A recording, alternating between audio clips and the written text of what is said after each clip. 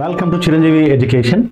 So మనము తెలంగాణ రీసెంట్గా మరి అసెంబ్లీలో బడ్జెట్ ప్రవేశపెట్టడం జరిగింది.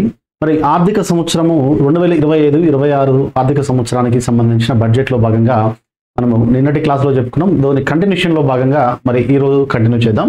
సో ఇక్కడ జాతీయ సగటు కంటే తెలంగాణ వృద్ధి రేటు ఎక్కువ అని చెప్పేసి ఇక్కడ ఇవ్వడం జరిగింది. సో ఏంటంటే మనకి ప్రపంచంలో మరి ఆర్థిక వ్యవస్థలో వేగంగా వస్తున్న మార్పుల పర్యవసానాల ఆధారంగా మరి రాష్ట్ర ఆర్థిక వ్యవస్థ స్థిరమైన వృద్ధిని సాధిస్తుందని చెప్పేసి ఇక్కడ పేర్కొనడం జరిగింది. 2024-25లో తెలంగాణ జిఎస్డిపి ప్రస్తుత ధరల ప్రకారము 16 లక్షల కోట్లండి. లక్షల కోట్లు ప్రస్తుత ధరల ప్రకారం తెలంగాణ జిఎస్డిపి 2024-25 సంవత్సరానికి ఉంటే మరి గత సంవత్సరంతో పోలిస్తే 10.1% వృద్ధి రేటు నమోదైందని, ఇదే సమయంలో దేశ జీడిపి వృద్ధి రేటు 9.9%గా ఉందనే విషయం ఇక్కడ గమనించాల్సిన అంశం. అదేవిధంగా మరి పర్ క్యాపిటల్ ఇన్కమ్ దేశ తలసరి ఆదాయం రాష్ట్ర తలసరి ఆదాయంతో పోల్చి చూసినట్లయితే ఎంత ఉందనేది మనం గుర్తుపెట్టుకోవాల్సిన అవసరం ఉంది. 2024-25లో రాష్ట్ర తలసరి ఆదాయము 3,79,751 ఉంటే మనకి వృద్ధి రేట్ ఏమో 9.6% ఉంది. అయితే మరి దేశ తలసరి ఆదాయాన్ని కంపేర్ చేసినట్లయితే మనకి ప్రస్తుత దేశ తలసరి ఆదాయము 2,05,579 ఉంటే దాని వృద్ధి రేటు తలసరి ఆదాయం వృద్ధి రేటు 8.8% ఉంది. సో దేశ తలసరి ఆదాయంతో పోలిస్తే మరి తెలంగాణ తలసరి ఆదాయం అనేది 1,74,172 రూపాయలు ఉంటే మరి ఇది 1.8 రెట్లు ఎక్కువగా ఉందనే విషయం మనం ఎగ్జామినేషన్ పాయింట్ ఆఫ్ వ్యూ గుర్తుపెట్టుకోవాలి. మనకి పర్ క్యాపిటల్ని దేశ పర్ క్యాపిటల్ తోటి కంపారిజన్ చేసినట్లయితే 1.74 లక్షలు ఎక్కువగా ఉందనే విషయం మనం చూసుకోవాలి. ఇది 1.8 రెట్లు ఎక్కువగా ఉందన్నమాట. సో నెక్స్ట్ అంశం మనం చూసినట్లయితే అంటే మొత్తం బడ్జెట్ మొత్తంలో కూడా మరి సంక్షేమానికే దాదాపుగా 34.21% మనకి కేటాయించినట్టుగా ఇక్కడ పేర్కొనడం జరిగింది. సో మనకి ఇక్కడ 2025-25 ఆర్థిక సంవత్సరానికి ప్రవేశపెట్టిన బడ్జెట్ మొత్తం ఆదాయం 3.04 లక్షల కోట్లయితే అత్యధికంగా మరి 1,04,329 కోట్లను సంక్షేమ పథకాలు కేటాయించినట్టుగా ఇక్కడ ఇవ్వడం జరిగింది. ఓకే, సో ఇక్కడ చూసినట్లయితే మనకి ఈ స్లైడ్లో ఇక్కడ గమనించినట్లయితే మరి కాంగ్రెస్ పార్టీ ఎన్నికల సమయంలో ఇచ్చిన 6 గ్యారంటీలు ఏవైతే ఉన్నాయో ఈ 6 అభయహస్తం 6 అభయహస్తం ఏదైతే ఉందో ఈ అభయహస్తంలో భాగంగా ఉన్న 6 పథకాలు ఏవైతే ఉన్నాయో వీటికి సంబంధించిన ఏకంగా 56,000 కోట్లు 56,084 కోట్లు అనేవి మరి ఈ 6 గ్యారంటీలకి ఇవ్వడం జరిగింది, కేటాయించడం జరిగింది. Okay right. సో నెక్స్ట్ ఇంకా మరి ప్రధానంగా మౌలిక సదుపాయాల కల్పనకు మూలధన వ్యయం కింద 36,504 కోట్లు ఖర్చు చేయనున్నట్లుగా ఇక్కడ పేర్కొనడం జరిగింది. ఓకే, సో ద్రవ్యలోటు 54,000 కోట్లు. ఈ స్టాటిస్టిక్స్ గుర్తుపెట్టుకుని వీటిని ఇక్కడ నుంచి మనకి క్వశ్చన్స్ పడడానికి మూలధన వ్యయం తర్వాత ద్రవ్యలోటు ఎంత ఉంది, మూలధన వ్యయం కింద ఎంత కేటాయించారు, ద్రవ్యలోటు ఎంత ఉంది 2025-26 ఆర్థిక సంవత్సరానికి సంబంధించిన ద్రవ్యలోటు అనేది మనకి 54,074 కోట్లు అని చెప్పేసి ఇక్కడ ఇచ్చిన తర్వాత మూలధన వ్యయం కింద 36,504 కోట్లు ఖర్చు చేయనున్నట్లుగా బడ్జెట్లో ప్రకటించడం జరిగింది. నెక్స్ట్ ఇంకొక అంశం ఏంటంటే మరి ఇక్కడ ప్రస్తుత ఆర్థిక ద్రవ్యలోటును పూడ్చుటకు ద్రవ్యలోటుని మరి దాన్ని కవర్ చేయడానికి దాదాపుగా 69,639 కోట్లను కొత్తగా రుణాలు సేకరించింది. ఈ రుణాలు సేకరిస్తున్నట్టుగా ఇక్కడ మరి ఆర్థిక ద్రవ్యలోటును దాన్ని పూడ్చుటకు మరి ప్రస్తుత ఆర్థిక సంవత్సరంలో 69,639 కోట్లను కొత్తగా రుణాలుగా సేకరించాలని నిర్ణయించింది. తర్వాత అంతేకాకుండా గతంలో రైతు భరోసాకు 15,000 కోట్లు ఇవ్వగా అంటే ఇది 2024-25 ఆర్థిక సంవత్సరానికి 15,000 కోట్లు కేటాయించగా ప్రస్తుత ఏడాదికి 2025-26 ఆర్థిక సంవత్సరానికి 18,000 కోట్లకి పెంచడం జరిగిందనే విషయం ఇక్కడ చూడాలి. మనకి దీంట్లో రైతు భరోసా కింద మనకి గమనించిన అంశం ప్రతి ఒక్క రైతుకు ఎకరానికి 15,000 రూపాయలు ఇస్తున్నట్టుగా గవర్నమెంట్ మరి అంటే గత ఎన్నికల్లో కాంగ్రెస్ ప్రభుత్వం హామీ ఇవ్వడం జరిగింది, మేనిఫెస్టోలో ప్రకటించడం జరిగింది. నెక్స్ట్ ఇందిరమ్మ ఇళ్లకు 12,571 కోట్లు కేటాయించిందంట. ఎస్సీ, ఎస్టీ, బీసీ, మైనారిటీ వర్గాలకు చెందిన నిరుద్యోగ యువతకు గరిష్టంగా 4 లక్షల వరకు సహాయం చేసేందుకు రాజీవ్ యువ వికాస్ అనే పథకాన్ని తీసుకురావడం జరిగింది. సో దీంట్లో భాగంగా మరి రాజీవ్ యువ వికాసం పథకాన్ని రీసెంట్గానే లాంచ్ చేయడం జరిగింది March 15 నాడు. సో దీంట్లో మనకి మరి రాజీవ్ యువ వికాసం పథకంలో భాగంగా ఇక్కడ గమనించిన అంశం ఏంటంటే 1 లక్ష నుంచి 2 లక్షల వరకు 80% వరకు సబ్సిడీ, తర్వాత 2 లక్షల నుంచి 4 లక్షల వరకు 70% వరకు సబ్సిడీ ఇస్తున్నట్టుగా, మరి మినిమము 50,000 నుంచి దాదాపుగా 4 లక్షల వరకు గరిష్టంగా మరి ఈ రాజీవ్ యువ వికాస్ పథకంలో భాగంగా మరి గవర్నమెంట్ ఒక సబ్సిడీ పథకాన్ని తీసుకురావడం జరిగింది. ఓకే, సో దీంట్లో మరి ఎవరు లబ్ధిదారులు అంటే దాదాపుగా SC, ST, BC, minorities and EBCs అని చెప్పేసి ఇవ్వడం జరిగింది. తర్వాత మళ్ళీ ఇక్కడ దాదాపుగా రాష్ట్రం మొత్తం నుంచి మరి 5 లక్షల మంది నిరుద్యోగ యువతకు ఈ రాజీవ్ యువ వికాస పథకాన్ని ఇస్తున్నట్టుగా ప్రకటించడం జరిగింది. సో లబ్ధిదారుల సంఖ్య 5 లక్షలు అనమాట. సో దీనికోసం ఎంత కేటాయించారు ఈ బడ్జెట్లో 2025-26 ఆర్థిక సంవత్సరానికి రాజీవ్ యువ వికాస పథకానికి కేటాయించిన మొత్తం ఎంత అంటే మనకి 6,000 కోట్లను కేటాయించడం జరిగింది. 6,000 కోట్లని మరి రాజీవ్ యువ వికాస్ పథకానికి కేటాయించడం జరిగింది. Okay, right. నెక్స్ట్ ఇంకొక అంశం ఏంటంటే ఇక్కడ గమనించినట్టయితే గ్రామాలలోని మనకి మొత్తం ఇళ్లకు తాగునీటి బోర్లు, వీధి దీపాలతో పాటు అన్నిటికీ సౌర విద్యుత్తును ఉత్పత్తి చేసి వినియోగించేలా మనకి సౌర గ్రామం అనే పథకాన్ని అమలు చేయడానికి 1,500 కోట్లని కేటాయించినట్టుగా సౌర గ్రామం పథకం అనేది దేనికి సంబంధించిందంటే గ్రామాలలోని మరి మొత్తం ఇళ్లకు తాగునీటి బోర్లు, వీధి దీపాలతో పాటుగా సౌర విద్యుత్తును వినియోగించి మరి గ్రామాల్లోని వీధులకి తర్వాత గ్రామాల్లోని ఇళ్లకి విద్యుత్తును అందించే ఉద్దేశంతో సౌర గ్రామం అనే పథకాన్ని తీసుకురావడం జరిగింది. దీనికి 1,500 కోట్లను కేటాయించడం జరిగింది అనే విషయాన్ని మనం ఇక్కడ గమనించాలి. తర్వాత ఇంకొక స్కీమ్ ఏంటంటే ఇక్కడ నగరాభివృద్ధి అనే పథకాన్ని కూడా తీసుకొచ్చారు. నగరాభివృద్ధి అనే పథకాన్ని కూడా తీసుకురావడం జరిగింది. సో ఈ నగరాభివృద్ధి పథకం యొక్క మెయిన్ ఉద్దేశం ఏంటంటే మున్సిపాలిటీలు ఏవైతే ఉన్నాయో వీటిలో మౌలిక సదుపాయాల కల్పనకు నగరాభివృద్ధి పథకాన్ని ప్రారంభించడానికి 1000 కోట్లను బడ్జెట్లో కేటాయించారు. ఇది తొలిసారిగా అనమాట. దీర్ఘకాలం పెండింగ్ లో ఉన్న సాగునీటి ప్రాజెక్టులు ఏవైతే ఉన్నాయో వీటిని పూర్తి చేసేందుకు దాదాపుగా మనకి బడ్జెట్లో 23,373 కోట్లను కేటాయించడం జరిగింది.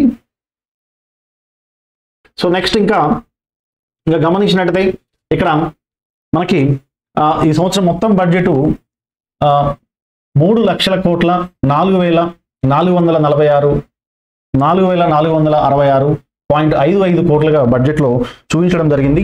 సో ఇందులో పన్నుల ద్వారా మనకి 1.45 లక్షల కోట్లు వస్తే మనకి పన్నేతర ఆదాయం కింద 31,000 కోట్లు రావడం జరుగుతుంది సుమారుగా. సో కేంద్రం నుంచి గ్రాంట్లుగా 22,782 కోట్లు, కేంద్ర పన్నుల్లో రాష్ట్రాల వాటా కింద 29,899 కోట్లు. ఇవి గుర్తుపెట్టుకోవాలండి. కేంద్రం నుంచి గ్రాంట్లుగా వచ్చేదేమో 22,000 కోట్లు, మనకి కేంద్ర పన్నుల్లో రాష్ట్రాల వాటా పరంగా ఇచ్చే కింద అమౌంట్ ఎంతంటే 29,000 కోట్లు. ఇవి మనకి గ్రూప్ 2 స్థాయి ఎగ్జామ్లో రీసెంట్గా జరిగిన గ్రూప్ 2లో కూడా మనకి వీటి గురించి అడగడం జరిగింది. సో చూడండి, సో సింపుల్గా మనకి ఏమంటాడంటే కేంద్రం నుంచి గ్రాంట్లుగా వచ్చే నిధులలో రాష్ట్ర వాటా ఎంత, రాష్ట్రానికి కేటాయించిన అమౌంట్ ఎంత అని చెప్పేసి అడుగుతాడు. మనకి 22,782 కోట్లు కేంద్ర పన్నుల్లో రాష్ట్రం యొక్క వాటా కింద మరి ఎన్ని కోట్లు ఇస్తున్నారంటే మనకి 29,899 కోట్లు అని చెప్పేసి మనం ఇక్కడ గుర్తుపెట్టుకోవాలి. సో మనకి ఇక్కడ కేంద్రం నుంచి గ్రాంట్లుగా వచ్చేది మనకి ఇది వర్టికల్ రెవల్యూషన్, మనకి ఇది ఆర్థిక సంఘం మనకి ఆర్టికల్ 280 ప్రకారం, ఆర్టికల్ భారత రాజ్యాంగంలో 280 ఏం తెలియజేస్తుంది అంటే ఆర్థిక సంఘం గురించి తెలియజేస్తుంది. సో ఈ ఆర్థిక సంఘం అనేది రాష్ట్రాలకు వర్టికల్ అండ్ హారిజంటల్ రూపంలో కొన్ని గ్రాంట్స్ రిలీజ్ చేస్తుంది. ఇక్కడ vertical and horizontal devolution, where vertical devolution refers to the share of central taxes allocated states 41% మనకి ఆర్థిక సంఘం రాష్ట్రాలకు 41% ఇవ్వడం జరుగుతున్న విషయం గమనించవచ్చు. రైట్. సో ఇక్కడ రాష్ట్రాలకు వచ్చి మరి కేంద్ర పన్నుల్లో రాష్ట్రాల వాటా అనేది హారిజంటల్ డెవల్యూషన్ జరుగుతుంది. హారిజంటల్ డెవల్యూషన్ అనేది మనకి కేంద్ర పన్నుల్లో రాష్ట్రాల వాటా ఇది హారిజంటల్ డెవల్యూషన్ అయితే, మరి కేంద్రం నుంచి గ్రాంట్లుగా ఇచ్చే అమౌంట్ ఏదైతుందో అది వర్టికల్ డెవల్యూషన్లో రాష్ట్రాలకు రావడం జరుగుతుంది అనే విషయాన్ని మనం గుర్తుపెట్టుకోవాలి. సో ఇక్కడ గమనించినట్టయితే మనకి తెలంగాణ రైజింగ్ 2050 అనేది మనకి ఇవ్వడం జరిగింది. తెలంగాణ రైజింగ్ 2050 ఇక్కడ ఈ 2024-25 ఆర్థిక సంవత్సరానికి తెలంగాణ స్థూల రాష్ట్ర ఉత్పత్తి దాని జిఎస్డిపి ప్రస్తుత ధరల ప్రకారం మనకి 16 లక్షల కోట్లు సుమారుగా ఉంటే, గత సంవత్సరంతో పోలిస్తే వృద్ధి రేట్ అనేది 10.1% ఉంటాయి. అదే సమయంలో దేశ జీడిపి అనేది మనకి 331 లక్షల కోట్లు కాగా దీని వృద్ధి రేట్ ఎంత అంటే 9.9% అనే విషయం గుర్తుపెట్టుకోవాలి ఉంటుంది.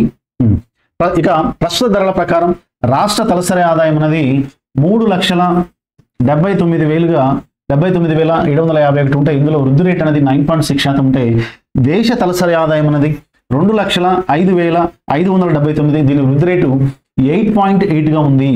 సో ఈ విధంగా దేశ తలసరి ఆదాయంతో పోలిస్తే తెలంగాణ తలసరి ఆదాయం అనేది మనకి 1.8 రెట్లు అంటే 1.74 లక్షలు అంటే 1,74,172 ఎక్కువ అని చెప్పేసి మనం గుర్తుపెట్టుకోవాలి. సో రాష్ట్రంలో 2024-25లో సేవా రంగం వాటా 66.3% ఉంటే పారిశ్రామిక రంగం అనేది 16.4% ఉంటే మరి వ్యవసాయం మరియు అనుబంధ రంగాలు అనేవి 17.3% వాటా కలిగి ఉన్నాయని చెప్పేసి ఇక్కడ ఇది చాలా ఇంపార్టెంట్ అండి. మనకి సింపుల్గా ఎగ్జామినేషన్ పాయింట్ ఆఫ్ వ్యూలో ఈ 3 రంగాల గురించి మనకి మ్యాచ్ ది ఫాలోయింగ్లో అడగొచ్చు, లేదా మరి సేవా రంగం వాటా ఎంత ఉంది, పారిశ్రామిక రంగం వాటా ఎంత ఉంది, మరి వ్యవసాయం అనుబంధ రంగాల వాటా ఎంత ఉందని మనకి ఎగ్జామినేషన్ పాయింట్ ఆఫ్ వ్యూలో అడగడానికి అవకాశం ఉంటుంది. సో మనకి తలసరి ఆదాయం, దేశ తలసరి ఆదాయం, రాష్ట్ర తలసరి ఆదాయంతో కంపారిజన్ చేసుకోవాలి. తర్వాత అదేవిధంగా వివిధ రంగాల యొక్క వాటా ఎంత ఉంది జీడిపిలో, జిఎస్డిపిలో. ఓకే, అదేవిధంగా దేశం యొక్క వాటా చూసుకోవాలి మనం జీడిపిలో, అదేవిధంగా రాష్ట్రం యొక్క జిఎస్డిపిలో వివిధ రంగాల వాటా ఎంత షేర్ ఉందని చెప్పేసి మనం నేర్చుకోవాల్సిన అవసరం ఉంది. సో ఇవి మనము మరి నెక్స్ట్ ఇంకొక స్లైడ్ కానీ గమనించినట్లయితే గ్లోబల్ సిటీగా హైదరాబాద్ అని చెప్పేసి ఇక్కడ ఇవ్వడం జరిగింది. హైదరాబాద్ మహానగరాన్ని రవాణా మౌలిక సదుపాయాల విస్తరణ, పర్యావరణ పరిరక్షణ, సాంకేతిక అభివృద్ధి ప్రధాన అంశాలుగా గ్లోబల్ సిటీగా తీర్చిదిద్దేందుకు మాస్టర్ ప్లాన్ తయారు చేస్తారు. సో కాలుష్య రహిత నగరంగా మార్చేందుకు మూసీ నది పునరుద్ధరణ, దీన్ని మనం మూసీ నది పునరుద్ధరణ project, Musi river front project అని చెప్పేసి అంటాం.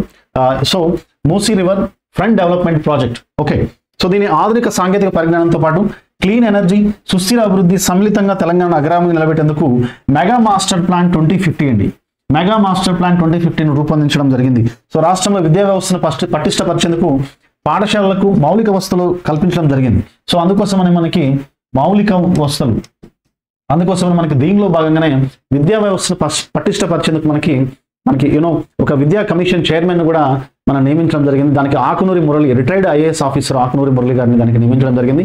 రీసెంట్గా దాని రిపోర్ట్ కూడా ఇవ్వడం జరిగింది.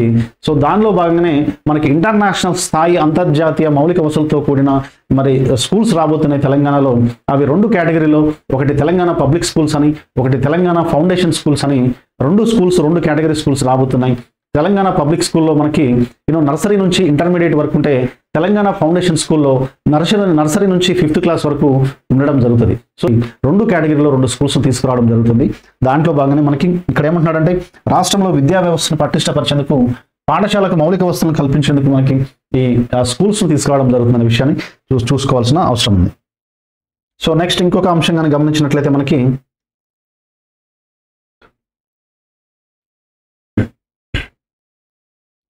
ఓకే, సో రాష్ట్ర పేదలందరికీ ఒకే చోట అంతర్జాతీయ స్థాయి సౌకర్యాలతో విద్యను అందించేందుకు ఇక్కడ ప్రభుత్వం యంగ్ ఇండియా సమీకృత గురుకులాలను ఈసారి బడ్జెట్లో తీసుకొచ్చింది. దాన్నే మనం చెప్పుకున్న అంశం. యంగ్ ఇండియా సమీకృత గురుకులాలకు ఈసారి బడ్జెట్లో మరి అలొకేషన్ చేసిరంట. ఎస్సీ సంక్షేమ శాఖ పరిధిలో 2,900 కోట్లు కేటాయించారు. రాష్ట్రంలో 1,023 సంక్షేమ గురుకులాలు ఉన్నప్పటికీ 662 గురుకులాలకు సొంత భవనాలు లేవంట. ఈ నేపథ్యంలో మౌలిక సదుపాయాలతో పాటు క్వాలిటీ, నాణ్యతమైన విద్యను అందించేందుకు ప్రతిష్టాత్మకంగా యంగ్ ఇండియా సమీకృత గురుకులాలను తీసుకురావాలని ప్రభుత్వం నిర్ణయించింది. దీనిలో భాగంగానే 58 నియోజకవర్గాల్లో గురుకులాలను మంజూరు చేసి 11,600 కోట్లతో నిర్మాణానికి అనుమతులు మంజూరు చేయడం జరిగింది. తాజాగా బడ్జెట్లో నిధులు కేటాయించడంతో పాటు నిర్మాణ పనులు వేగంగా పుంజుకున్నాయని SC, ST, BC, minority, OC ఇలా అన్ని వర్గాలకు చెందిన పేద విద్యార్థులకు మనకి నర్సరీ నుంచి ఇంటర్మీడియట్ వరకు ఇది 5వ తరగతి నుంచి, బట్ ఇది నర్సరీ నుంచి విద్యా కమిషన్ ఏం చేసిందంటే నర్సరీ నుంచి ఇంటర్మీడియట్కు మరియు తర్వాత నర్సరీ నుంచి 5th క్లాస్ వరకు ఒకటేమో ఫౌండేషన్ స్కూల్, ఒకటేమో కంప్లీట్గా ఇంటర్మీడియట్ వరకు అందిస్తుందని చెప్పేసి కమిషన్లో విద్యా కమిషన్లో ఇవ్వడం, ఎడ్యుకేషన్ కమిషన్ రిపోర్ట్ ఇవ్వడం జరిగింది. ఓకే, సో ఇవి ఈరోజు సంబంధించిన అంశాలు. మరి మనము ఈ విధంగా కంటిన్యూ బడ్జెట్ని తెలుగులో కంప్లీట్గా అందిస్తున్నాం. దీనికి సంబంధించిన PDF ఫైల్ని వీడియో కింద డిస్క్రిప్షన్లో మనం అప్లోడ్ చేస్తాం. కాబట్టి కావాల్సిన వాళ్ళు మీరు డౌన్లోడ్ చేసుకోవచ్చు. సో కాబట్టి మరి దీనికి సంబంధించి ఇంకా ఇంపార్టెంట్ అంశాలు ఇంకా కొన్ని ఉన్నాయి. టైం తీసుకుంటే మనకి వీడియో లెంత్ కాకుండా తక్కువ షార్ట్ డే బై డే మనం చేసుకుంటూ వెళ్దాం. సో కాబట్టి please subscribe our channel Chiranjeevi education. మళ్ళీ కంటిన్యూషన్లో భాగంగా నెక్స్ట్ వీడియోలో కలుద్దాం. Thank you all.